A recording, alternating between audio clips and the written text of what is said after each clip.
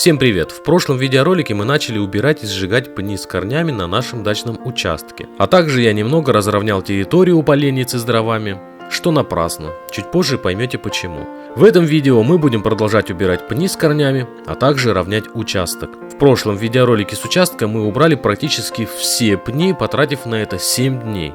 В этой серии мы потратили гораздо больше времени, чтобы участок был ровный, обработанный и готовый к дальнейшим действиям. Если вам нравится эта тема про дачный участок, то поставьте лайк этому видео, так я пойму, что вам нравится эта тема и ее стоит продолжать.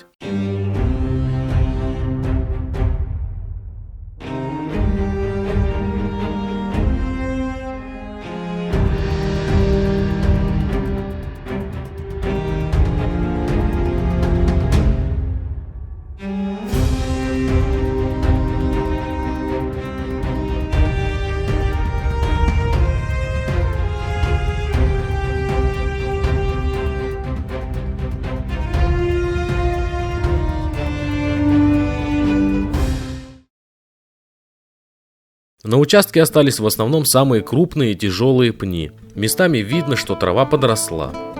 У поленницы я поставил стол, который сделал своими руками.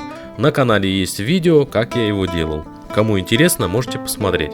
Также рядом поставил скамейки, которые делал еще в прошлом году. Пней для уборки осталось не очень много. Они крупные и еле сдвигаемые. Поэтому мы приложили все наши совместные силы, чтобы оттащить их.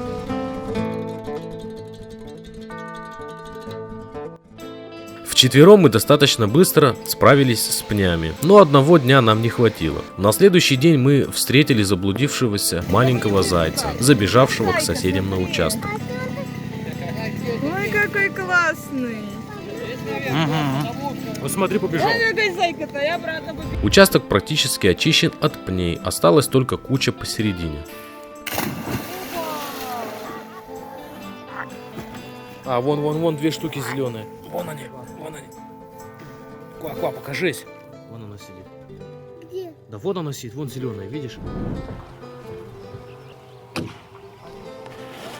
Трава росла очень быстро, и за 7 дней она вымахала выше пояса.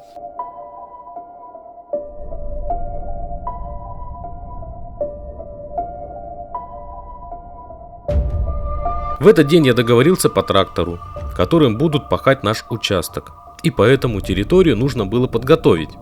Для этого мы собрали поленья к поленнице с дровами и отнесли некоторые вещи на соседний участок, чтобы не мешались. Сверху получившуюся поленницу частично укрыл пленкой, спрятав от дождя.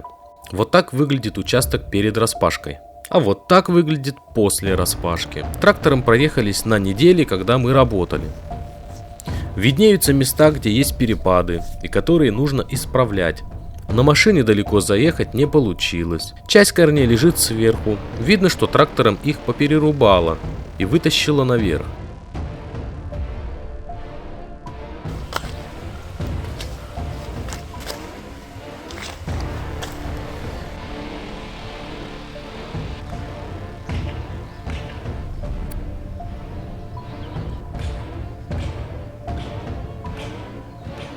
Большой перепад получился у поленницы, с нее и начал. Лопатой я начал перекидывать землю с возвышенности в места, где провалы. Особо за этот день мы ничего не сделали, больше думали, что делать дальше. На следующий день мы решили разровнять место для автомобиля, а потом плавно переключились на территорию рядом. Основными инструментами были лопата, грабли и телега. Лопатой равнял и грузил телегу, перевозя из одного места землю в другое. Граблями равняли и собирали корни. День пролетел очень быстро. Впереди нас ждало еще очень много работы.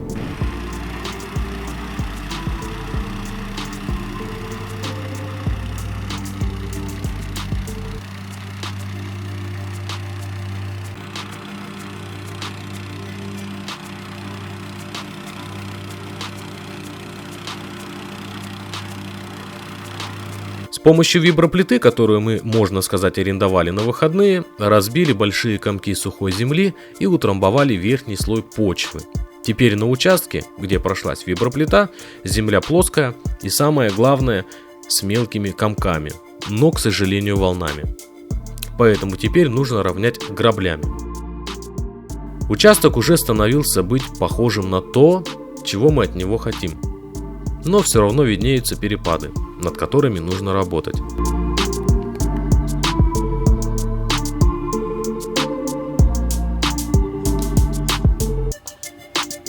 Пока у нас есть виброплита, из кучи снятого асфальта с гравием, на въезд я навозил несколько тележек, чтобы это дело утрамбовать и создать твердую основу для парковки автомобиля.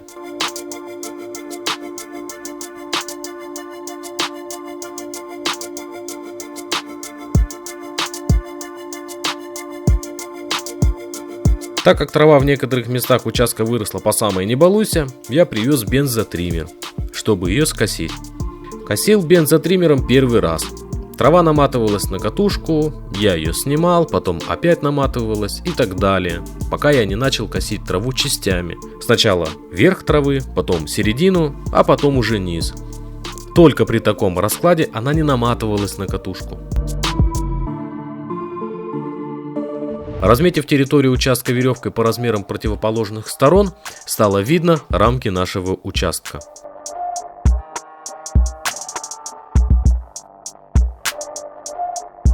На телеге начал возить землю к поленнице, чтобы сравнять перепад.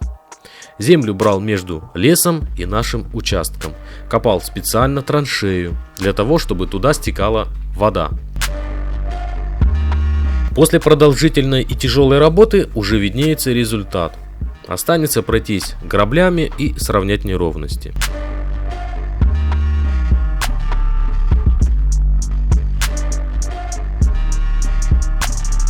Результат не может не радовать.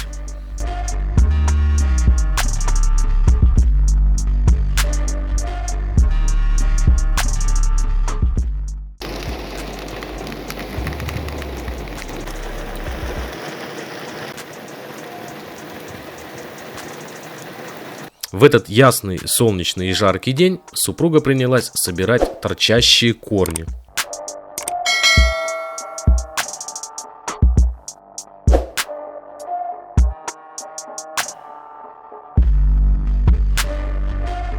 Пока она этим занималась, я приготовил для нее вкусный обед. Потом к делу подключился и я.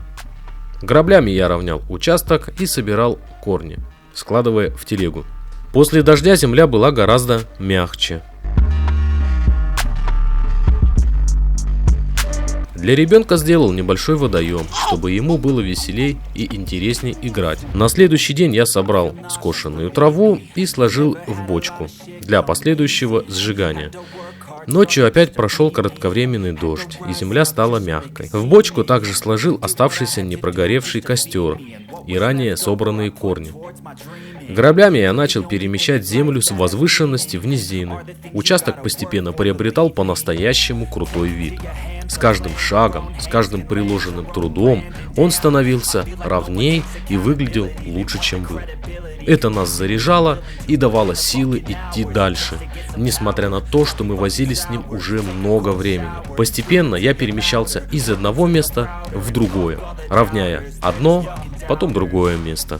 Совковой лопатой по старой схеме я перекидывал землю с возвышенности в низины, тем самым убирая неровности. Большая часть участка более-менее выровнена. Большинство корней собраны, но, конечно, не все. Надеюсь, они не прорастут. В крайнем случае их будет ждать встреча с секатором, ну или с бензопилой. В начале участка видно, какого размера перепады. А там, где мы поработали над ними, их, можно сказать, нет.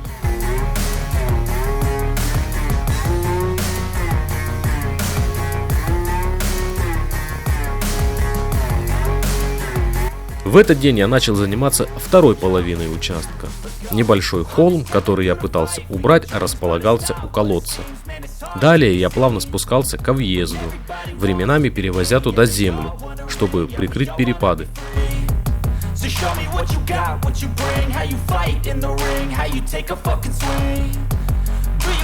День пролетел очень быстро, и остался один нетронутый лакомный кусочек, которым я займусь уже завтра. А сейчас нужно двигаться домой. Последнее место оказалось очень сложным. Мотивации не хватало, сил тоже. Тем не менее, я принялся за работу, ведь на кону был ровный участок.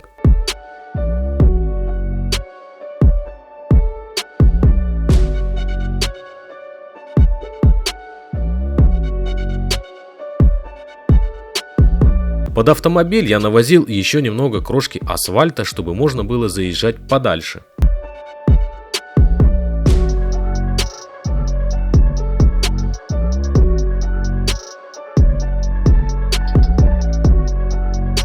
На этом я говорю финальную фразу. Участок выровнен и готов к дальнейшим действиям.